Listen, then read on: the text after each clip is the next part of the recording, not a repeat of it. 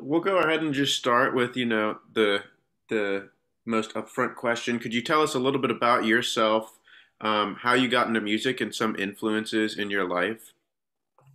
Well, since I'm a kid, I've been studying music, first with some piano lessons.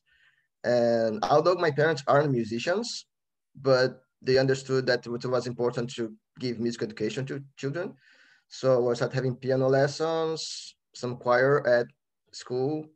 And but when I got to sixth grade, actually seventh grade, joined symphonic band in my school, a Salesian school, and it was a really good one. And to be in the band, I have to study a lot, and that's when I started becoming a musician. Like hours of practicing a day to be able to be there. So that's how I started really becoming a musician. And then I had like many teachers, like great teachers. And at some point, I started also playing the flute. I was playing saxophone at the time, and then I just started playing the flute. My formation was basically classical, but at some point I studied jazz as well. And and I did get a little bit dismotivated when I was about to go to university with classical saxophone. So I was like, it's not an easy path. But then I ended up doing other stuff. I did another degree, but then I came back to music and I did music education. I also did uh, uh, some subjects of conducting, and then finally like, my passion, that is composition, I started like going into composition, which is funny because if I thought saxophone was hard, composition is not easy either for making a living. But anyways, and then I went to Canada. I did my master's degree in composition in Montreal and my doctoral degree in composition in Toronto.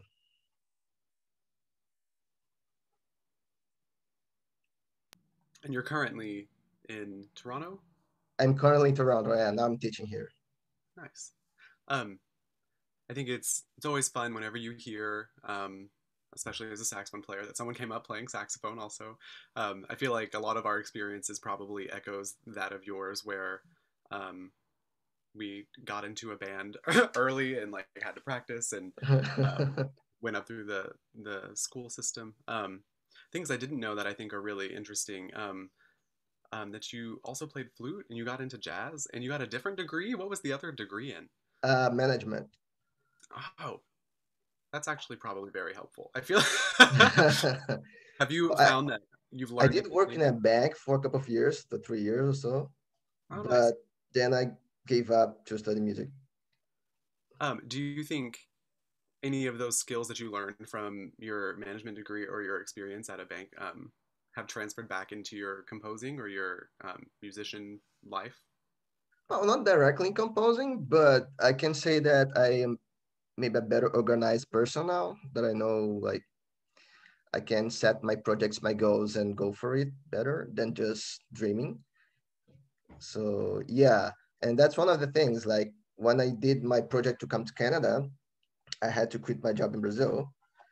But I started doing music education because I knew I liked teaching a lot, and I knew I could get a job with music education. So I was studying composition, but I was doing music education as a plan for like living in Canada, and that's exactly what I'm doing. I compose and I also teach. I think that's also something that almost every musician has to do at some point. No one really can just make the music and live off of that. But it's Yeah, also it's very hard. it's fun to teach though also. And I'm wondering if Yeah. there's anything from teaching or anything that has come like full circle from being a music student for so long and also in so many different places that you want to like embed into your students or some values that you like to place on them or something. Well, it's funny because I teach a French Catholic public school in Toronto. So and I have students that have never studied music before, and I have students who played in Toronto Youth, Symphony Youth Orchestra. So I have all levels of students, and sometimes the students are in the same class. So it's very challenging. Okay, how do I keep everybody motivated? Like so different levels. But I like the challenging. I mean, I'd prefer to have, you know, um, advanced class, middle class, and beginner class. But it's good. It's good. We are doing a good job. They are enjoying and they are learning. So that's good. Did I answer your question? Okay. Now, keep, I guess, continuing this line of thought with just teaching in music. I guess just talk about some of the teachers you've experienced that really influenced you and made you want to continue doing music, or like some of the lessons they taught you that really stuck with you for a very long time. Okay. So one of the main teachers I had, it wasn't for a long time, but it made a great impact on me, was a clarinetist in Brazil called Cristiano Alves. That is maybe the best clarinetist in Brazil for the last decade or so. And he's also plays the saxophone. And and he used to play this funk band where I was playing. So he started teaching me privately, and it was like really hard to keep track with him because he was like really exigent. So I wanted to study with him, but I for each lesson I had to prepare something really good. He wouldn't accept just go to a lesson and play something that wasn't acceptable. It has to be like, oh no, okay, what do you have to show me? So it was like really he wasn't a bad guy. He was like a calm guy, but very tough in terms of teaching. And that made me a lot better as a musician. And I had to study a lot and a lot. And before that, I was studying technique. And with him, I started studying concept of music, not only playing the notes, but how to interpret the notes and so on. So it was like very important in my life. Also, when I started studying functional harmony, I was 16 or 15. I started doing my first scratches in composition, and then I started like liking a lot. It still was more like songs and stuff like this with like functional harmony. But I had the classical background. So once I had the functional harmony knowledge with my classical background, I could start composing classical music. And yeah, and have many teachers. Like at university, there was one teacher in Brazil, Armando Lobo, who taught me medieval counterpoint, and that was just awesome. When I saw that, that changed my music. Like, okay, I need to do that, and I use a lot in not all my music, but in many of my music, I do use some medieval counterpoint, even if the context may be different. But I love the sounding. Yeah, that's awesome to just see that light into your own personal pedagogical history. And by the way, Michael, this class was accidental because we weren't supposed to have this class. We're having like normal counterpoint, but it happened that we had a small class of advanced students. So the 2-year course of counterpoint we could finish in 1 year and a half. And so the extra half year he used it to teach medieval counterpoint for us, which was really cool. oh, okay. So that is all right. That is really awesome. It's always great to have a little free extra knowledge there in your classes. Yeah. Mike or Keaton, you guys got a question? So like going off of that, maybe we could go back to the piece that you've written for us. What are some things in your education that influenced the way you composed the piece for our trio? Well, when I composed the piece for the trio, knowing that it's a professional trio, I want to do something that is challenging, but on some time, not just challenging. I want to do something like beautiful and so on, like as a whole piece, but that you don't enjoy playing. So that was a little bit of a challenging. And that's why when you told me that you want to speed up the tempo a little bit, no problem for me. I just like, that's okay. I know you're gonna have more fun like that, and that's totally okay. And the piece is letare, rejoice, so that's totally fine. So it's not an adagio, so it's you can do that. And so yeah, so I have a lot of influence of Gregorian chant in my music. Well, not only medieval polyphony, but also Gregorian chant.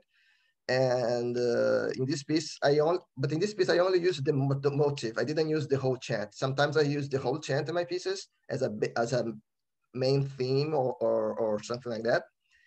In this case, I only, because the name was Letare, I just got the Letare. Letare, Letare. The piece is Regina Celi, Letare. No, I got just the Letare theme from that, and I developed. Did I answer your question? Yeah, no, that's fantastic. And it's really cool to hear the rest of the chant around the three note motive because I think all three of us clearly recognize that from, studying the piece already. But Yeah. hearing it in context of the chant really changes it, at least for me. So let's see. I mean, we've all been in quarantine for, I guess, pretty much a year now, right? Yeah. And so we could continue down the path of education or even as a composer. How has that affected you, and what are some things that you've done to adapt to it, or things that you might have learned throughout the past year that you wish you had known a year ago when we started this? So in my case, of course, that the quarantine situation is hard for everybody. But in my case, I have been having the opportunity of doing many, many stuff because I was teaching. So you were teaching in person, then we went to teaching online, then in person, then half online, half in person. And I had to adapt to all this. Like yesterday, I was giving a course. I had like 2 students in person and a few students online. So do I look to the screen? Do I look to the students here? I mean, it's kind of weird, but so I have to adapt. And first time online, I did a whole course for 7th graders of basic music theory online, and it was pretty cool. It worked pretty well.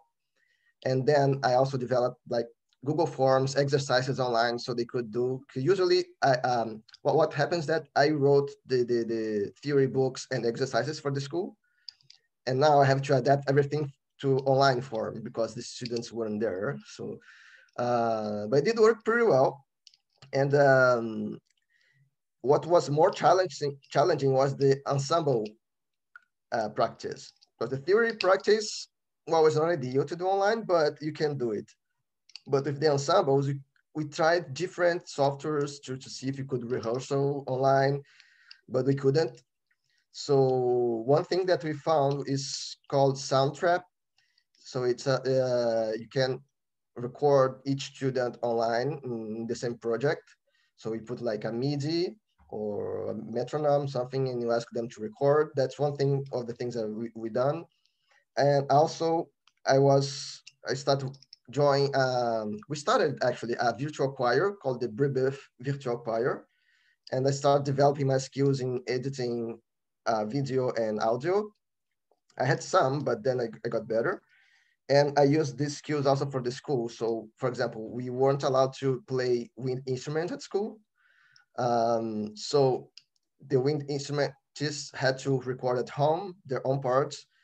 So we did the MIDI, they recorded their parts, then I put it together, and there was someone recording at the school, and we did like a nice project, the Veni Veni Manuel, with everybody together. But yeah, it's challenging, but many things are happening.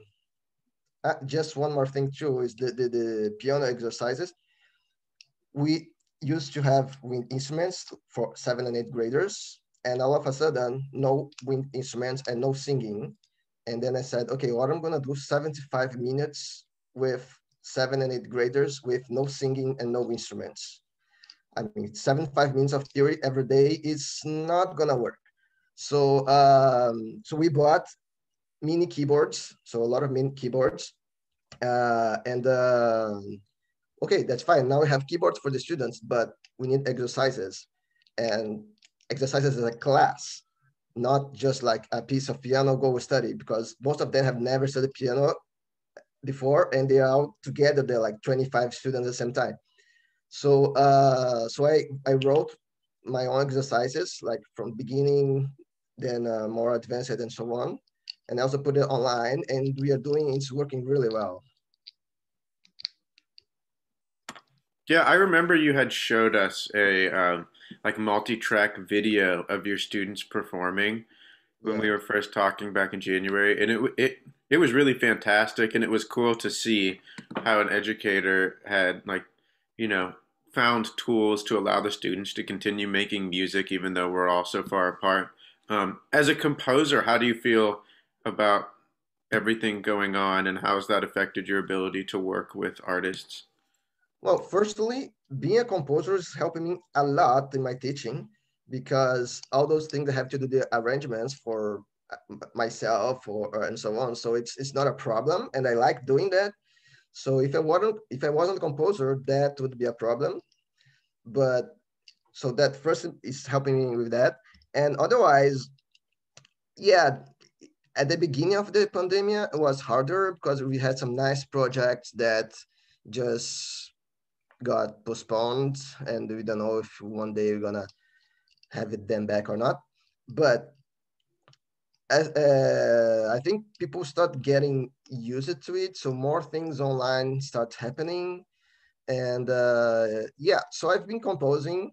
Like I just composed a mass that was sung yesterday in Brazil, and composed for you this year. So I would say it's not the same as if there wasn't a pandemic, but things that start happening again, I think. I'm wondering just about your process in general, and if that's changed at all with any of the constraints that have come with the pandemic, and if you see any of these things like continuing on into your process, like maybe being able to work remotely with people, or like all of the audio and video skills that you've learned. And I wonder if that plays back into what you're going to be working on next. Yeah. So first, my processing in general, I usually write really quick, and then I'd say there is a phase of maturation of the piece. So I write it really quick. Then in the following week, I keep revising it a little bit here and there and changing stuff. So that's some people don't go to the second measure while they're not satisfied with the first measure. I usually go like write everything I can, and then I go back and I revise. That's my ordinary process. But one thing that changed with the pandemic and for the online groups is that when I write to someone who's going to play online, I avoid putting rallentandos, accelerandos, tempo changes, and so on. It's not impossible, but I prefer doing the shifts only with the rhythm because it's way easier to record later than to do tempo changes, accelerandos, and so on. So it's kind of weird because it's a constraint. I mean, okay, they're gonna record online, each one in their places. So I'm not gonna use accelerando here. Okay, what I'm gonna do? Well, and so it's yeah, but we do it. All right, next question. I want to shift a little bit away from the pandemic and ask what were some of your favorite musical experiences you've had, either as a performer, a composer, or an audience member? Oh wow, that's kind of a large question. Let's But say as an audience member, what's the best musical moment or like most enjoyable, most well, moving? I think one of my most how can I say, one of the moments that was more impacted for music like that was when I was playing saxophone with the Brazilian Youth Orchestra, and and in their repertoire, again, it was just like a thing for a couple of months because then by saxophone, that's how it works for saxophones. But we had that piece, but also in the program they were playing the Eighth Symphony of Dvorak. So I wasn't playing that because there is no saxophone there, but I was listening to it every day in the rehearsals and in the not every day, but constantly in the rehearsals and performances. And that became like one of my favorite pieces up to today. So yeah, I think like not only the piece that is amazing, but the context that it was like, okay, I'm with this group and they're playing this and I love this so much. Yeah, it sounds like a very meaningful moment with all things considered. Let's see. And then I guess my next question to keep, we're going to start going towards more informal questions, if you will. Well, just tell us, like, if you would visit anywhere in the world right after the pandemic, where would it be? I'm trying to go to Los Angeles and then to Brazil. That's my plan for summer, but I'm not sure I'll be able to do it. Los Angeles, because not only I have friends there, but because there is an annual Sacred Music Symposium, and it's really good. So I like going there. And Brazil, because my family, my friends are there. So yeah, so that's the plan, but I'm not sure it's gonna be able to do it. Yeah, we'll see what we'll be able to do over the next year. I'll definitely be praying that you'll be able to do those things. I mean, family is important, and it's just important that we get to see the world, especially after being inside for so long. Yeah, I went to Brazil at March last year when pandemic was just beginning. Actually, we didn't have the restrictions yet when I went to Brazil, but when I came back, the restrictions was there. So I had to do like quarantine and so on. So you managed to get that last trip right in time. Like, well, Amazing. I mean, yeah, at least I went to Brazil, right? But yeah. So, outside of music, what are some things that you like to do for fun, to relax, or just enjoy your day? Um, okay, it might sound weird, but I like relax working. So yeah, I mean, sometimes when I don't during the week I'm very active, and during weekends, especially Saturdays, if I can do some work, some planning, some like write some uh, books or 3 books for my students and so on. I love doing that. So it's I really get rested doing that. I mean, of course, sometimes you get tired, but I really enjoy. But other stuff from that, I love sports. Donc, I love especially soccer and basketball. I don't have a TV, but I have some sport channels online that I watch some sports, and I like being with friends. Although now it's harder, but uh, and I like going to the church to mass and to the chapel. So yeah. What are some of your favorite teams? Well, in Brazil, you mean soccer teams? Both, either. Okay, in Brazil, my soccer team is Fluminense from Rio de Janeiro, and I also like watching Barcelona games. And basketball, well, the Raptors, because I live in Toronto, and I was there in the legendary game against 76ers that the ball bounced I don't know how many times before going down this last second and so on. That was my first NBA game. It's like, yeah, that's the right game to go. But I also like the Warriors, basically because I like it 3-point shots. And when I start seeing the Warriors, that's what they did. So I started following them.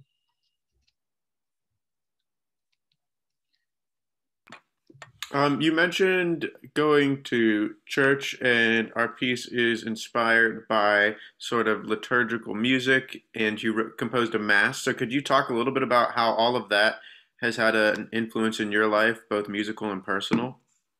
Oh, yeah, totally. So it's interesting to say that when I was a teenager, I didn't go to church. So I started going to church again when I was 19. And then that's it's not just like something else in my life. It's part of my life. So so yes. And then I started studying sacred music. Not at the beginning, I didn't know much, to be honest. I was just like someone well-intended that was there, but didn't know anything about sacred music and so on. But then with time, I start learning more about the church in general. I start learning the Latin Mass and all the music background, music tradition that there is in the Latin Mass, and so on. And things was just like flowing naturally, you know. And I was also surprised how well, because I mean, I I was a little bit okay when I go to university, a secular university. How are they going to deal with that? But I was very surprised how they love it. And then I said, "Well, but actually, if you think sacred music is the basis of music history, and most musicians they play sacred music, even so, yeah, it makes sense. So I'm just like I'm continuing this tradition." Although this piece that I wrote for you is, I'd say, like religious, because there is it comes from a Gregorian chant, but it's not liturgical. It's not for the liturgy. It's a concert piece. Cool. Let's see. I was going to ask, do you have any future projects that are um, in the church or related to maybe another mass or something else that you're planning on writing soon? Well, I don't know, but I just wrote one, and I'm revising a mass that I composed many years ago that might be my opus one. So I'm kind of like motivated to revise it now. But yeah, for now I have just like people asking for this course, but not another commission for now. And do you sing in church? Like, are you in a choir also? Yeah, so I'm not a singer as such, but I can sing. So I sing Gregorian chant, some polyphony. Yeah, I mean not right now because during pandemic it's not easy to do that. But yeah, normally yeah.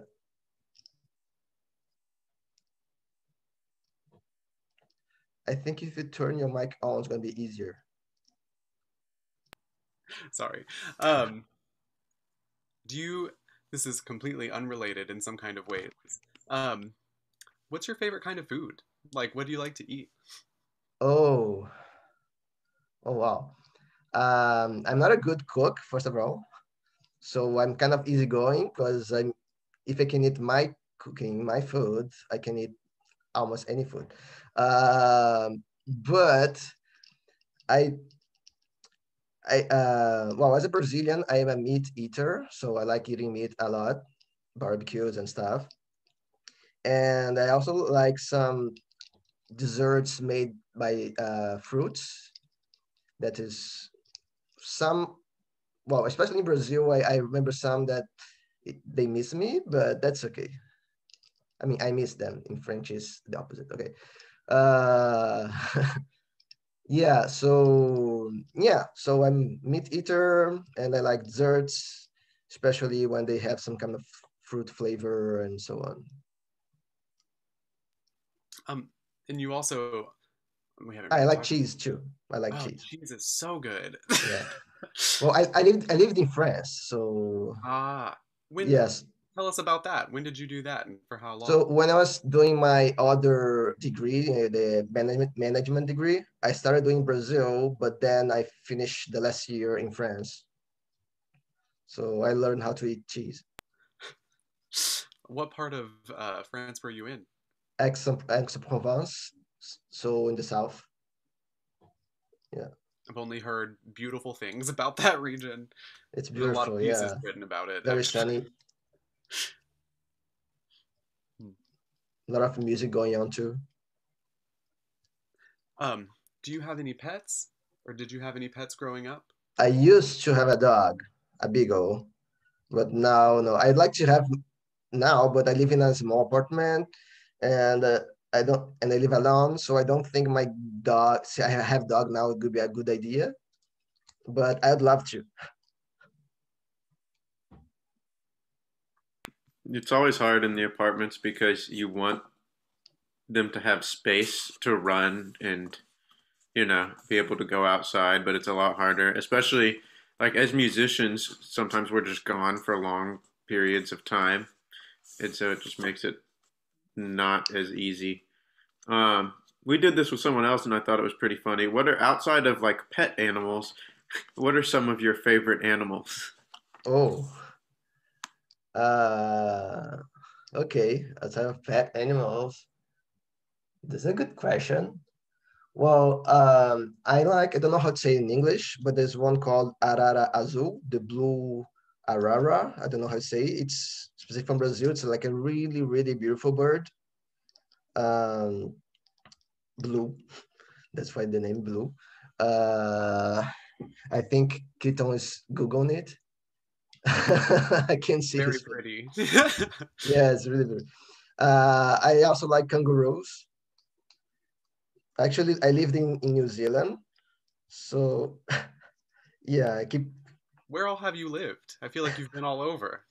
Well, I lived in New Zealand when I was 16. I was doing an exchange program, so I lived 6 months in New Zealand, 5, 6 months in New Zealand. I could go to Australia too, and I could handle like a baby kangaroo. It was so nice. Yeah, I don't know. That's so cool. Let's see. I'm trying to think. I'm trying to look through Every questions. question we ask, we learn so much about you. I know, right? Are you a big TV movie person? No, I don't even have a TV. Okay. Um, I have sport channels online, as I said, but I don't have a TV okay, cool. nor Netflix. You're saving a lot of money and time. But so I guess like what are maybe if you have this is like more serious, what are some people you look up to or people throughout your um life that you look up to? It doesn't have to necessarily be musicians either, just as like human beings. And you could talk about that a little bit. Well, there's one particularly that influenced my life a lot, and it still does, is one saint called Don Bosco. It's an Italian saint from the 200 years ago, more or less. And he had a specialized work with the youth. And that's like my school, Salesian school. It comes from Don Bosco. And so all his pedagogy and I mean, his example of life, his sanctity, but also his pedagogy, how he deal with the youth, how he would transform the lives of the youth. All this marked my life a lot. So I even have like a photo of him here, and he's one of his students, Sandominic Savio. So yeah, it really marked a lot. So in this sense, in many senses. That's Does awesome. Yeah, Um, does this answer your question? oh yes, of course. Um, Thanks so much for your time, Henrique. We really appreciate it, and we learned so much about you. So that was awesome for us, and I think it's going to be great for all the listeners as well. Before we wrap up, is there anything that you have coming up professionally where you want to give yourself a shout out or bring up any sort of ongoing projects? Well, I've been working. It's kind of a side of composition, but it's still music. The methods I've been reading for my school, I've been willing to publish them at some point in Portuguese, English, French, and so on. So I'm working on that, and maybe do some online recordings of classes and so on. So that's a project that I've been developing right now. And of course, still want to have more compositions. Awesome. Well, thanks so much. We really appreciate it. We hope you had fun, and we can't wait to play your piece. So, um, thanks again, and thanks for taking the time to write for us as well. Oh, it was a pleasure.